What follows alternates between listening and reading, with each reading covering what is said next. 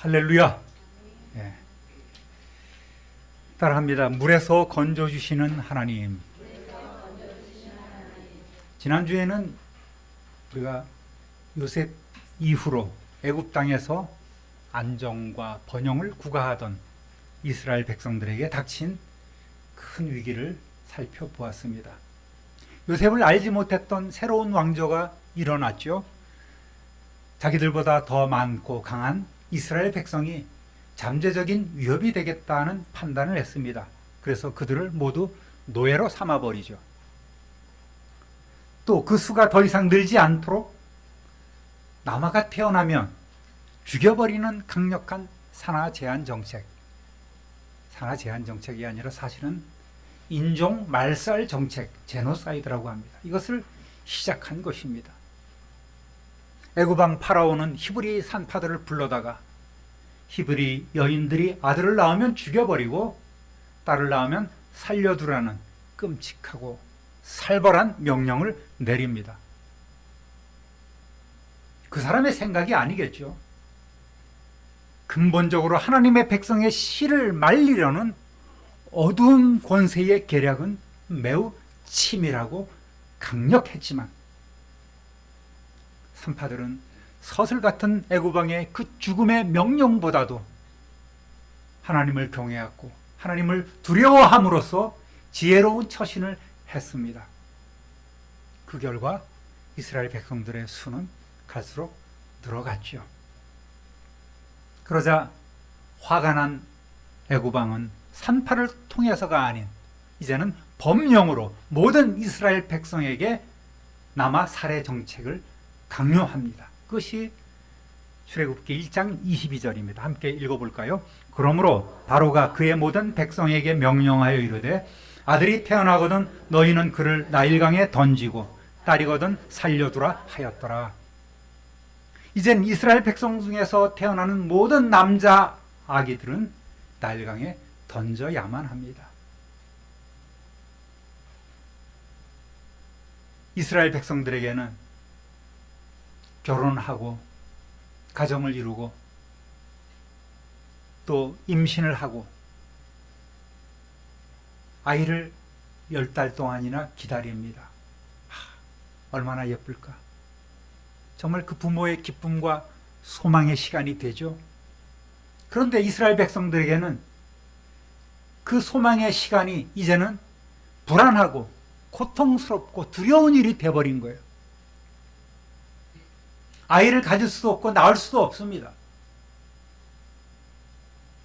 다행스럽게 여자아이가 나오면 가슴을 쓸어내립니다. 다행이다. 그런데 이게 웬걸 남자아이가 나오면 온 가족이 비통해하고 슬픈 눈물을 흘려야만 합니다. 곳곳에서 아이를 버리며 떠나보내는 그런 슬피 우는 소리가 계속 들리는 것입니다. 따라합니다. 감동 주시는 하나님. 어둠이 깊어갈수록 새벽은 다가오는 법 아니겠습니까? 하나님께서는 당신의 비전을 이루어가기 위해서 각 시대마다 또는 그 위기의 순간마다 당신의 종을 예비하고 계심을 우리는 믿어야 합니다. 이 살벌한 때에 출애굽기 2장에서는 한 레위인 부부를 소개합니다. 2장 1절 2절을 함께 읽어보겠습니다. 레위 가족 중 한 사람이 가서 레위 여자에게 장가들어 그 여자가 임신하여 아들을 낳으니 그가 잘생긴 것을 보고 석 달 동안 그를 숨겼으나. 아멘. 출애굽기 6장 20절에는 이 부부가 아므람과 요게벳으로 소개를 하고 있습니다. 이 부부가 아이를 낳고 보니 남자아이인 거예요. 그런데 여기서 보면은 신혼부부 같잖아요. 그죠? 신혼부부가 아니에요, 사실은. 이 모세의 큰 누이가 있습니다. 미리암이라고. 벌써 14, 15세 되는 그 아이가 있었고, 또 모세의 형이 누구예요? 모세의 형? 아론이 있었잖아요. 잘 알지.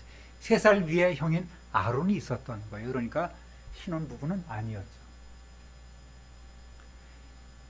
남아 살해 정책, 말살 정책은 그러니까 아론이 태어난 후에 모세가 태어나기 한 1, 2년 상간에 이루어진 일이에요.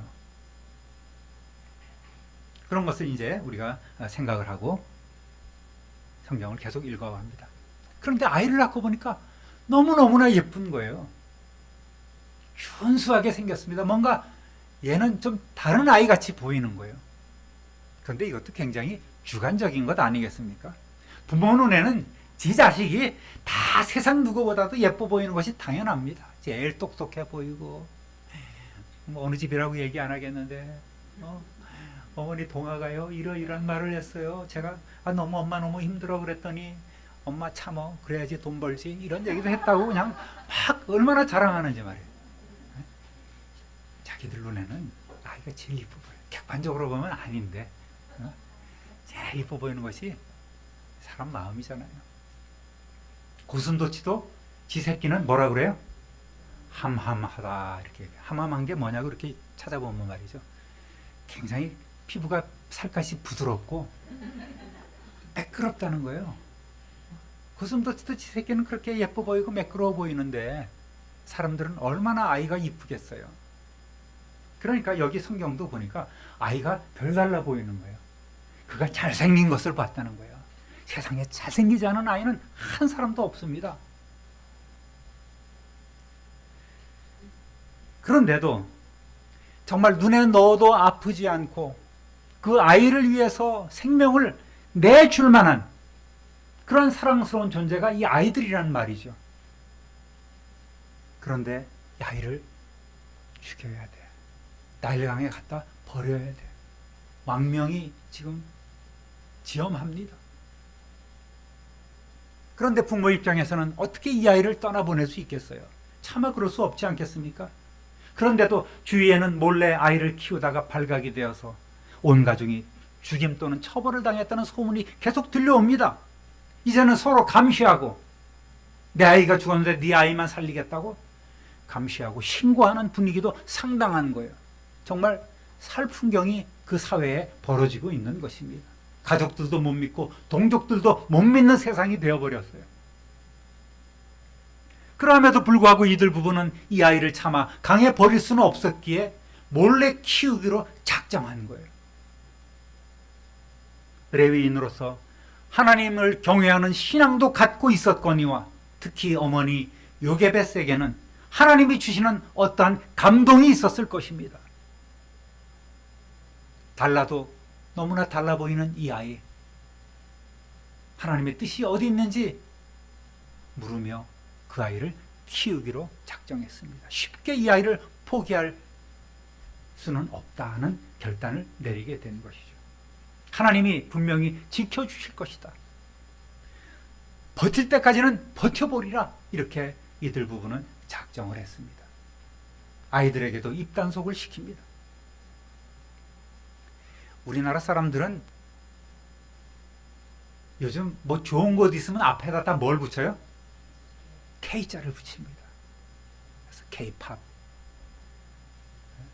K-푸드, 음식이 세계적으로 뻗어나가니까 얼마나 자랑스러워 어깨를 으쓱으쓱하면서 K-푸드를 자랑하고 또 뭐 K-방역부터 시작했죠.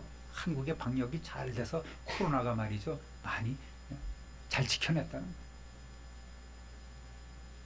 또 거기다가 뭐 K-드라마 세계적으로 뻗어나가고 있지 않습니까? 정말 이렇게 가끔씩 드라마를 보면은 참 잘했다는 그런 생각이 들어요. 프로그램도 얼마나 잘 만드는지 몰라요. 오징어 게임 같은 것도 보고. 그런데 또 그 이면에 다른 것들을 부끄러워할 것들이 너무나 많은 걸 또 우리는 볼 수 있습니다. 저는 그 앞에다 K자를 붙이고 싶어요. K 국회의원, K 정치, K 아파트, K 부실공사, K 사건 사고, K 이단 사입이 정말 세상에 내놓기조차 민망한 그런 부끄러운 일들이 우리나라에게 얼마나 많이 일어나고 있습니까? 해외 나가면은 저거는 뭐 어느 건설에서 졌고 저 다리는 어느 회사에서 졌다고 굉장히 자랑스러운 세계적인 건물들이 많이 있습니다. 한국 건설회사들이 만든 거라죠. 그런데 왜 이 나라는 이렇게 사건 사고가 많고 왜 이렇게 부실공사가 많은지, 순살 자이에 흐르지오 아파트에 물이 막 흐른다고 흐르지오 아파트래. 새로 진 아파트들이 말이죠. 안 좋은 것도 많이 있어요, 여러분. 또 K 부모가 있습니다. 무슨 내용이냐? 최근에 이렇게 뉴스를 보니까요. 연일 신생아 살해, 신생아 유기 사건들이 수백 건씩 드러나고 있어요. 그 대상자가 2,000명이 넘는다죠. 수사를 했는데 벌써 죽은 애들이 수백 명인 거예요. 부모가 죽이고 갖다 파묻고 버린 아이들이 그렇게 많은 거예요. 다 밝혀내면 몇천 명 나올 것 같아요. 정말 무책임한 인간의 바닥을 보여주는 K 부모의 모습이 아닌가. K 이 부실 부모. 답답합니다. 어쨌든 이들 부부는 생명을 걸고 3달 동안이나 아이 울음소리가 밖으로 나가지 않도록 조심조심 키워갑니다. 그런데 이제 한계에 왔어요. 아이의 울음소리가 얼마나 큰지 더 이상 숨길 수가 없게 된 것입니다. 우리 동화만 해도 요 공원에서 울면은 교회가 찌렁찌렁 울리지 않습니까? 복도에서 울면은 다 들려요. 저건 누구 울음소리구나. 다 들릴 수 있지 않어요? 그러니까 이 아이가 우니까 더 이상 감당할 수가 없는 거예요. 여보, 우리 결단할 때가 됐습니다. 하나님께 맡기고 아이를 버릴 수밖에 없어요. 그 상자를 준비하는 과정에서 얼마나 이들이 서글펐겠습니까? 그렇지만 이제는 아이를 버려야 합니다. 그렇지 않으면 가정이 풍비박산 나는 거예요. 바로의 명령이 바뀔 일도 없고, 또 저 집에서 아이 소리가 들린다는 소문이 점점 더 퍼져나가고 있고, 어느 누구의 도움도 받을 수 없습니다. 모든 상황이 절망적인 거예요. 이들 부부는 기도 가운데에 이 아이를 하나님께 맡기기로 작정했습니다. 우리에게 이러한 감동을 주셨으니 하나님께서 이 아이를 살리실 것이라는 그런 믿음을 갖고 기도하기 시작했습니다. 3절 4절 함께 읽어봅니다. 더 숨길 수 없게 되매 그를 위하여 갈대 상자를 가져다가 역청과 나무진을 칠하고 아기를 거기 담아 나일 강가 갈대 사이에 두고 그의 누이가 어떻게 되는지를 알려고 멀리 섰더니 이들 부부뿐만 아니라 많은 이들이 차마 아기를 물에 던지지는 못하고 이와 같은 방법으로 나일강에 아기들을 띄워 보냈을 것입니다. 아므람과 요게벳은 100일도 안 된 아이를 갈대 상자에 넣어서, 물론 이제 방수 처리를 했겠죠. 물에 띄워 갈대 사이에 두었습니다. 떠내려가지 않도록 갈대 사이에 둔 거예요. 누군가의 손에 건짐받아서 그 생명이 보존되도록 하나님 앞에 눈물 흘리며 기도하고 간구하고 있습니다. 그 부모의 마음이 어떠했을까요? 글자 그대로 생이별 아니겠습니까? 그것이 부모의 마음이고 신앙인의 자세인 거예요. 여러분, 이것이 그때 당시에 3,500년 전에 있었던 일이라고 생각해서는 안 돼요.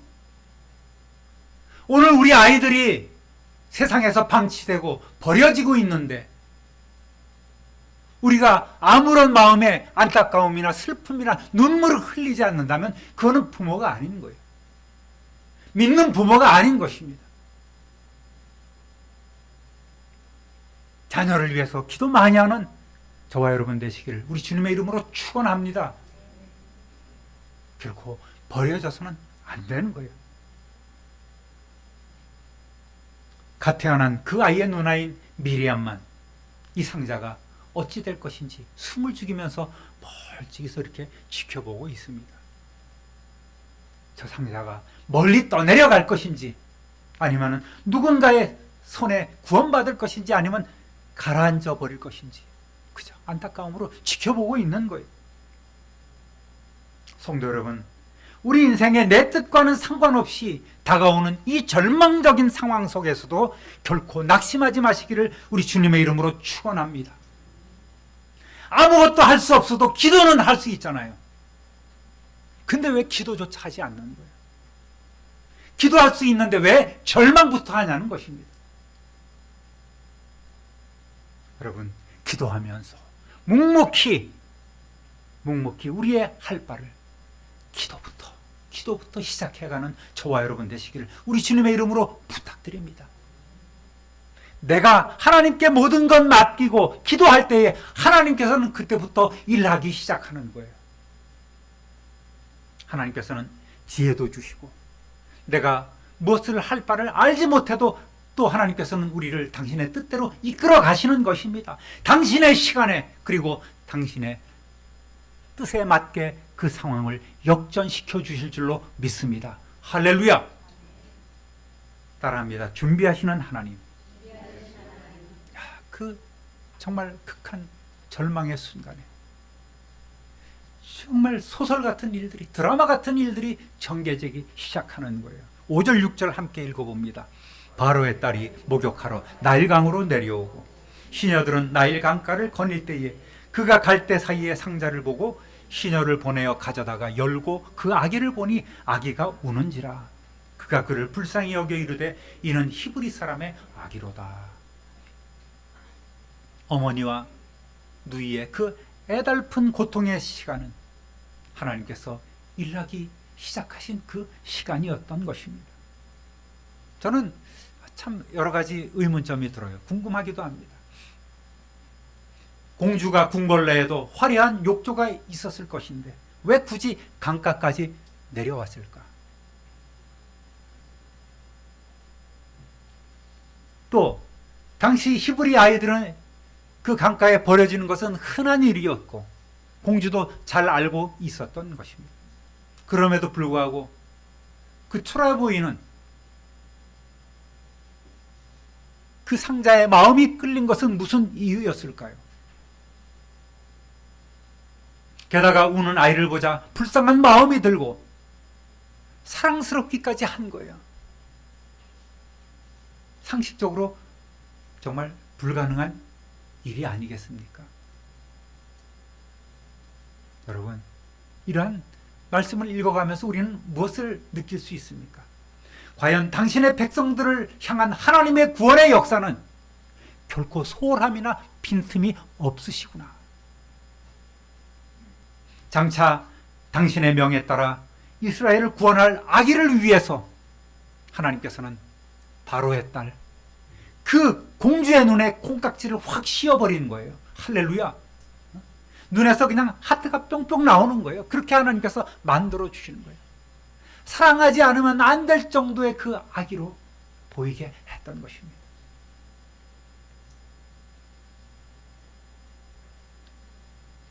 여러분, 일이 어떻게 진행될까요? 7절부터 9절까지 또 읽어봅니다. 그의 누이가 바로의 딸에게 이르되 내가 가서 당신을 위하여 히브리 여인 중에서 유모를 불러다가 이 아기에게 젖을 먹이게 하리이까? 바로의 딸이 그에게 이르되 가라 하매 그 소녀가 가서 그 아기의 어머니를 불러오니 바로의 딸이 그에게 이르되 이 아기를 데려다가 나를 위하여 젖을 먹이라. 내가 그 삭슬 주리라. 여인이 아기를 데려다가 젖을 먹이더니, 와, 정말 믿을 수 없는 꿈만 같은 사실이 눈앞에 쫙 펼쳐지는 것입니다. 미리암이 멀리서 보고 있다가 공주가 아이를 안고 이렇게 우는 아기를 달래는 모습을 보고 그 앞으로 쫓아 달려갑니다. 담대하게 나가는 거예요. 그 경호원들이나 수행원들, 시녀들이 있지 않겠습니까? 근데 아이가 달려오는 걸 왜 제지하지 않았겠어요? 그런데 그 앞에 나아갔습니다. 그리고 공주님, 이 아이에게 젖을 먹일 히브리 여인을 한번 찾아볼까요? 유모를 데려올까요? 그랬더니 이 공주의 반응은 어떻습니까? 야, 이 아이 갖다 버려라 라든지 쓸데없는 짓 하지 말고 쫓아버려라 그러지 않았어요. 그래? 그래, 가서 데려와. 가라! 그렇게 명령한 거예요. 아마도 제가 보진 않았지만 그 미리암의 달려가는 발걸음이 땅에 닿지 않았을 것 같아요. 공중에서 그냥 막 이렇게 엄마 하면서 달려가는 그 모습이 눈에 선하게 그려지는 거예요. 그 얘기를 들은 엄마 요게벳은 또 역시 공중에 붕 떠서 둘이 날아가는 거예요. 이게 꿈인가 생신가? 정말이야? 믿어도 돼? 공주가 부르셨다고? 얼마나 그냥 그 달려가는 시간이 얼마나 또 길게 느껴졌을까요? 짧게 느껴졌을까요? 달려가서 공주가 아이를 넘겨주면서 젖을 먹이라고 얘기를 하는 거예요. 그러면서 거기다가 막 살이 막 붙어오네. 뭐예요? 이 아이를 가서 데려다가 젖을 먹이고 길러라. 그 삭도 내가 줄 것이다. 그리고 때가 되면 내가 부를 테니 그를 궁궐로 데려오라. 이렇게 명령을 하게 된 거예요. 여러분, 하나님께서 일하시니 모든 것이 다 일사천리로 진행이 되는 거예요.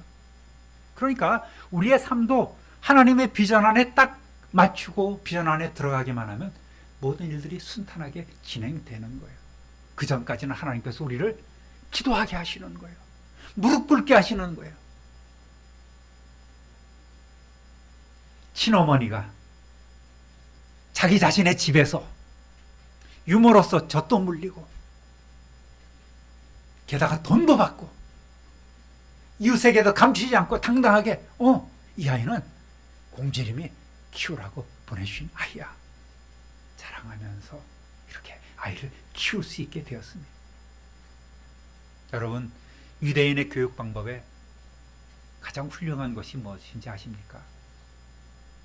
아기의 침대 옆에서부터 시작하는 교육인 거예요. 어머니의 교육이 시작되는 것입니다. 당연히 이 아이는 히브리인으로서의 정체성을 갖고 신앙인으로서 길러지게 되는 것 아니겠습니까? 따라합니다. 구원해 주시는 하나님. 10절 함께 읽어봅니다. 그 아기가 자라매 바로의 딸에게로 데려가니 그가 그의 아들이 되니라. 그가 그의 이름을 모세라 하여 이르되 이는 내가 그를 물에서 건져내었음이라 하였더라. 아멘. 물에 버려진 것 같았던 모세는 결코 버려진 것이 아니에요. 갈대 상자는 그를 지켜준 방주였습니다. 또 모세를 보호하는 부모의 가족들의 강력한 기도가 있었습니다. 애굽의 공주가 그를 물에서 건져냈다고 자기가 살렸다고 이름을 모세로 지어주셨지만 결코 그가 한 일이 아니었습니다. 하나님께서는 그녀를 통해서 모세를 구원해 주셨고 또 장차 모세를 통해서 이스라엘을 구원해 주실 줄로 믿습니다. 여러분, 사람이 한 것 같아도 사람이 한 것이 아닌 하나님이 하신 일이라는 것을 우리는 인정해야 합니다. 오늘 세상의 모든 일들이 다 하나님께서 주장하시고 섭리하시고 통치해 가시는 이름을 믿으시기를 주님의 이름으로 축원합니다. 그런 의미에서 모세는 예수님의 모형, 예수님의 그림자와 같은 존재였습니다. 모세가 태어난 때는 많은 남자 아기들이 순환을 당하던 시기였습니다. 예수님이 태어날 때도 헤롯의 손에 의해서 많은 아기들이 죽었습니다.